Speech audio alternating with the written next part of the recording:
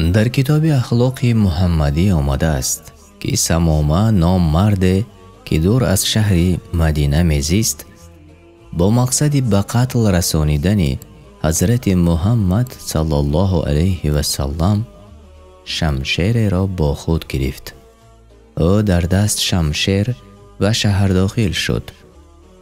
ناگهان از پیش سمامه حضرت عمر رضی الله عنه برآمدند. حضرت عمر که خیلی هوشیار و زیرک بودند، وجاهت پر از غضب و حرکت‌های شبهناک سمامه را پی برده به آن نزدیک آمده گفتند: تو برای چی به مدینه آمدی؟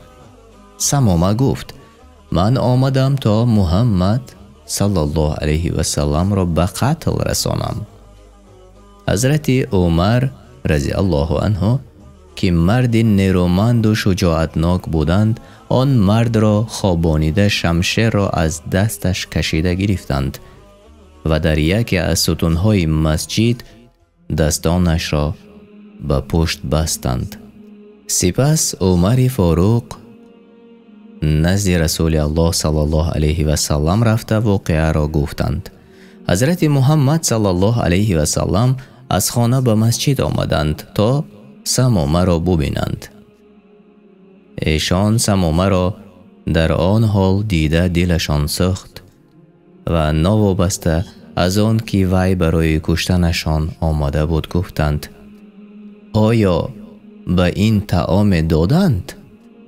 حضرت عمر رضی الله عنه هیجان زده اظهار نمودند: ای رسول الله صلی الله علیه و سلم، شما کدام طعام را در نظر دارید؟ آخر این مرد قصد کشتن شما را داشت.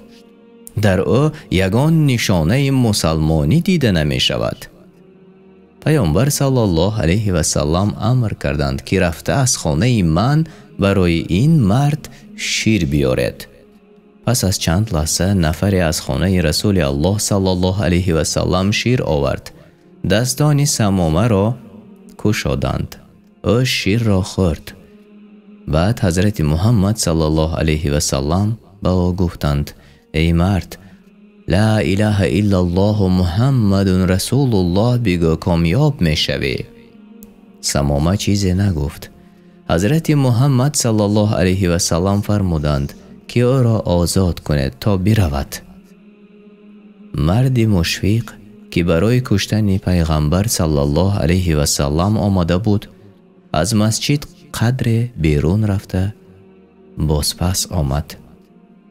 نزد محمد صلی الله علیه و سلم نشسته کلمه شهادت را به زبان آورد: گواهی می دهم که غیر الله معبود دیگر نیست و محمد بنده و فرستاده الله است. حضرت محمد صلی الله علیه و سلم به او گفتند: چرا کمی پیشتر ما از تو خواهش کردیم تو کلمه شهادت را نگفتی؟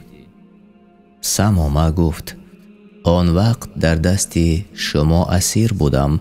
اگر کلمه می خوندم آن از ترس جان می بود. حالا که آزاد هستم به رضای خداوند اختیاری خواندم.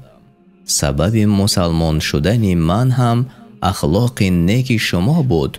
وقتی که به مدینه داخل می شدم به خود می گفتم: از من زیادتر نسبت پیامبر صلی الله علیه و سلم در روی زمین دشمنتر وجود ندارد. حالا می گویم سوگند به الله که کسی به اندازه من محبت الله را در دل ندارد.